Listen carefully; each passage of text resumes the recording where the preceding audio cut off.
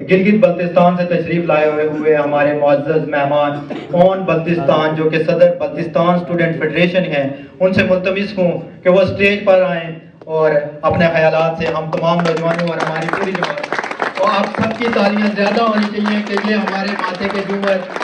گلگت بلتستان سے ہیں۔ بسم اللہ الرحمن الرحیم۔ جموں کشمیر لبریشن لیگ کے تمام منتظمین کا میں سب سے پہلے شکریہ ادا کرتا ہوں کہ آپ نے گلگت بلتستان کے جوانوں کی نمائندگی کرتے ہوئے ہمیں یہاں آج انوائٹ کیا، اور یہاں پہ موجود تمام سینئرز کا گو کہ ان کے ساتھ چونکہ ہمارا تعارف نہیں ہے تو انتہائی معذرت کے ساتھ میں آپ سب کا بھی بہت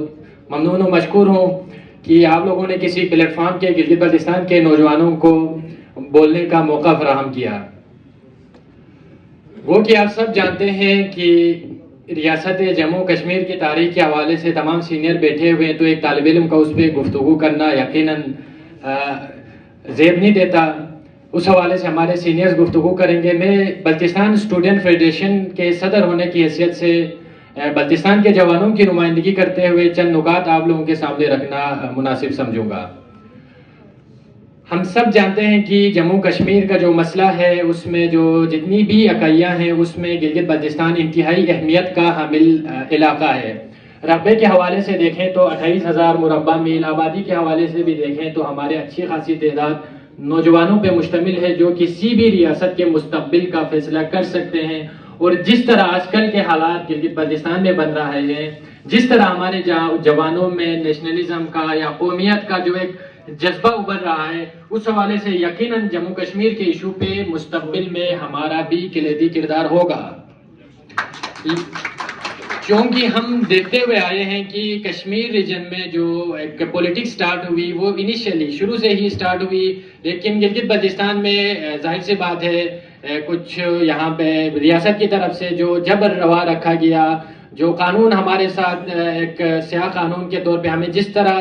ایڈمنسٹریشن یا پولیٹیکل اس کے تحت ہمیں چلایا گیا، اس سے ہمارے وہاں پہ اس حساب سے جس طرح ہمیں جو ہے نا کشمیریوں کے ساتھ آگے آگے سٹرگل کرنی چاہیے وہ نہیں ہو سکی، کیونکہ دونوں طرف کے علاقے کو انہوں نے جس طرح ڈیوائیڈ کیا اور لوگوں میں نفرتیں بانٹنی شروع کی، معاہدہ کراچی کے ذریعے ہو، ایکٹ 74 کے ذریعے ہو، یا جتنی بھی ایک سٹیٹ نیریٹو کے ذریعے ہمیں آپس میں ڈیوائیڈ کرنے کی کوشش کی، تو اس حوالے سے شاید گلگت بلتستان میں اس طرح سے پولیٹکس نیشنلزم پہ سٹارٹ نہیں ہوئی، وہ کہ یہ چیزیں چل رہی ہیں، اور انشاءاللہ مستقبل میں جب یہ پیک پہ ہوگا تو ہم جو کردار ادا کریں گے وہ یقیناً ہمارے ریاست کے جو ایشو کے حوالے سے وہ فیصلہ کن کردار ہوگا ہمارا۔ بلتستان اسٹوڈنٹ فیڈریشن گلگت بلتستان کی سب سے پرانی اور واحد ایک بہت بڑی مضبوط تنظیم ہے جو شروع سے ہی ریاست کے حوالے سے اور ہمارے طلبہ کے حوالے سے اسٹوڈنٹ پولیٹکس کے حوالے سے جدوجہد کر رہی ہے، اور یہ پورے بلتستان میں سب سے زیادہ ہمارے پاس نمائندے بھی موجود ہیں، اسٹوڈنٹس ہیں، تو ہم اسٹوڈنٹ پولیٹکس سے یعنی کہ ایک نرسری ہے جس کی ہی بنیاد پہ ہم آگے پولیٹیشینز اسی سے نکلتے ہیں۔ اس میں ہمارے منظور پروانہ صاحب جی بھی گلگت بلتستان یونائٹڈ موومنٹ کے چیئرمین ہیں، وہ تھے۔ اچھا، اس میں شہزاد آغا جو ہمارے کرنٹ ایجوکیشن منسٹر بھی ہیں، یا کہہ لیں آپ اس میں جو ہے نا ہمارے کئی نامور شاعر ہیں، ادیب ہیں، اور مایار صاحب یا دیگر جتنے بھی نیشنلسٹ ہیں موسٹلی ان سے کہیں نہ کہیں جڑے ہوئے ہیں، چاہے اس میں آصف ناجی ہو یا دوسرے ہمارے پولیٹیشینز ہو۔ اور کچھ باتیں ایسی ہے کہ کشمیر کے دوست احباب سے ہماری یہ شکایت بھی ہے کہ جہاں جہاں پہ بھی دیکھیں ریاست کی جب بات ہوتی ہے تو ریاست جموں کشمیر ایک نام آتا ہے تو کہیں نہ کہیں جانے انجانے میں گلگت بلتستان کا نام دب جاتا ہے، یعنی کہ یہ شناخت کے حوالے سے دیکھیں تو آبادی یا رقبے کے حوالے سے